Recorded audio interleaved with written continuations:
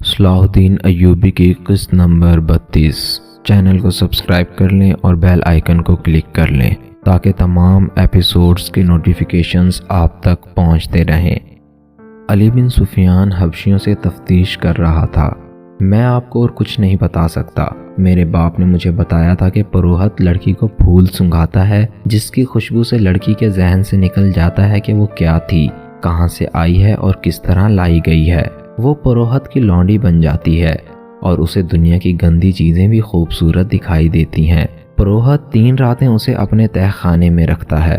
یہ انکشاف ان 5 سوڈانی حبشیوں میں سے ایک علی بن سفیان کے سامنے بیان کر رہا تھا، جنہیں اس نے خلیفہ کے محافظ دستے میں سے نکالا تھا۔ یہ 5 اسی قبیلے میں سے تھے جس قبیلے کے وہ 4 تھے جنہوں نے ارارہ کو اغوا کیا تھا۔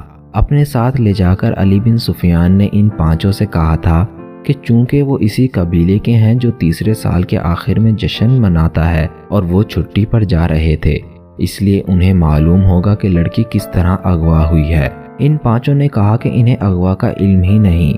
علی بن سفیان نے انہیں یہ لالچ بھی دیا کہ وہ سچ بتا دیں گے تو انہیں کوئی سزا نہیں دی جائے گی، پھر بھی وہ لا علمی کا اظہار کرتے رہے۔ یہ قبیلہ وحشیانہ مزاج اور خونخواری کی وجہ سے مشہور تھا۔ انہیں سزا کا ذرا بھر بھی ڈر نہ تھا۔ 5 بہت دلیری سے انکار کر رہے تھے۔ آخر علی بن سفیان کو وہ طریقے آزمانے پڑے جو پتھر کو بھی پگھلا دیتے ہیں۔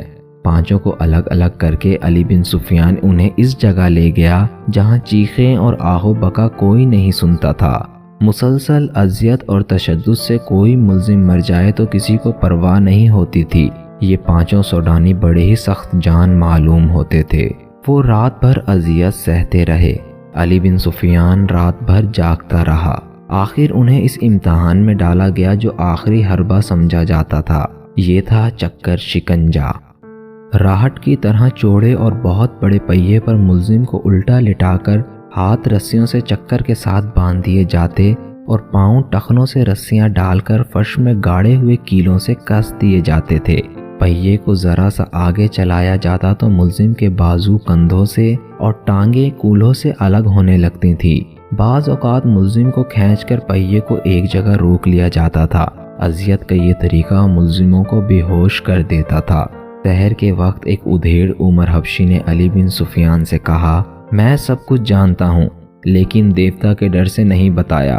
دیوتا مجھے بہت بری موت ماریں گے۔ کیا اس سے بڑھ کر بھی کوئی بری موت ہو سکتی ہے جو میں تمہیں دے رہا ہوں؟ علی بن سفیان نے کہا، اگر تمہارے دیوتا سچے ہوتے تو وہ تمہیں اس شکنجے سے نکال نہ لیتے۔ اگر مرنے سے ڈرتے ہو تو موت یہاں بھی موجود ہے۔ تم بات کرو، میرے ہاتھ میں بھی ایک ایسا دیوتا ہے جو تمہیں تمہارے دیوتا سے بچا لے گا۔ یہ سوڈانی حبشی کئی بار بے ہوش ہو چکا تھا۔ اسے دیوتا تو نہیں، موت صاف نظر آ رہی تھی۔ علی بن سفیان نے اس کی زبان کھول لی، اسے شکنجے سے کھول کر کھلایا اور پلایا اور آرام سے لٹا دیا۔ اس نے اعتراف کیا کہ ارارہ کو ان کے قبیلے کے 4 آدمیوں نے اغوا کیا تھا۔ وہ 4 چھٹی پر چلے گئے تھے۔ انہوں نے اغوا کی رات اور وقت بتا دیا تھا۔ یہ 5 حبشی جو علی بن سفیان کے قبضے میں تھے اس رات پہرے پر تھے۔ اغوا کرنے والوں میں سے 2 کو اندر آنا تھا۔ انہیں بڑے دروازے سے داخل کرنے کا انتظام انہوں نے کیا تھا اور انہیں اغوا اور فرار میں پوری مدد دی تھی۔ اس حبشی نے بتایا کہ اس لڑکی کو دیوتا کی قربان گاہ پر قربان کیا جائے گا۔ ہر 3 سال بعد ان کا میلہ 4 روزہ جشن مناتا ہے، لیکن لڑکی اپنے قبیلے کی نہیں ہوتی۔ شرط یہ ہے کہ لڑکی غیر ملکی ہو، سفید رنگ کی ہو، اونچے درجے کے خاندان کی ہو اور اتنی خوبصورت ہو کہ لوگ دیکھ کر ٹھٹک جائیں۔ تو اس کا مطلب یہ ہے کہ ہر 3 سال بعد تمہارا قبیلہ باہر سے ایک خوبصورت لڑکی کو اغوا کر کے لاتا ہے؟ علی بن سفیان نے کہا، نہیں، یہ غلط ہے۔ سوڈانی حبشی نے جواب دیا، 3 سال بعد صرف میلہ لگتا ہے۔ لڑکی کی قربانی 5 میلوں کے بعد یعنی ہر 15 سال بعد دی جاتی ہے۔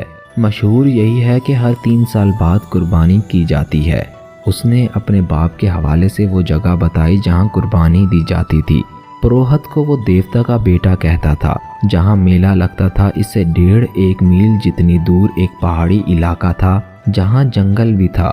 یہ علاقہ زیادہ وسیع اور عریض نہیں تھا۔ اس کے متعلق مشہور تھا کہ وہاں دیوتا رہتے ہیں اور ان کی خدمت کے لیے جن اور پریاں بھی رہتی ہیں۔ لوگ اس لیے یہ بات مانتے تھے کہ ہر طرف صحرا اور اس میں جزیرے کی طرح کچھ علاقہ پہاڑی اور سرسبز تھا جو قدرت کا ایک عجوبہ تھا۔ یہ دیوتاؤں کا مسکن ہی ہو سکتا تھا۔ اس علاقے میں فرعونوں کے وقت کے کھنڈر تھے۔ وہاں ایک جھیل بھی تھی جس میں چھوٹے مگرمچھ رہتے تھے۔ قبیلے کا کوئی آدمی سنگین جرم کرے تو اسے پروہت کے حوالے کر دیا جاتا تھا۔ پروہت اسے زندہ جھیل میں پھینک دیتا تھا جہاں مگرمچھ اسے کھا جاتے تھے۔ پروہت انہی کھنڈروں میں رہتا تھا۔ وہاں ایک بہت بڑا پتھر کا سر اور منہ تھا جس میں دیوتا رہتا تھا۔ ہر 15ویں سال کے آخری دنوں میں باہر سے ایک لڑکی اغوا کر کے لائی جاتی جو پروہت کے حوالے کر دی جاتی تھی۔ پروہت لڑکی کو ایک پھول سنگھاتا تھا جس کی خوشبو سے لڑکی کے ذہن سے سب کچھ نکل جاتا تھا۔ لڑکی کی قربانی انہی کھنڈرات میں دی جاتی تھی۔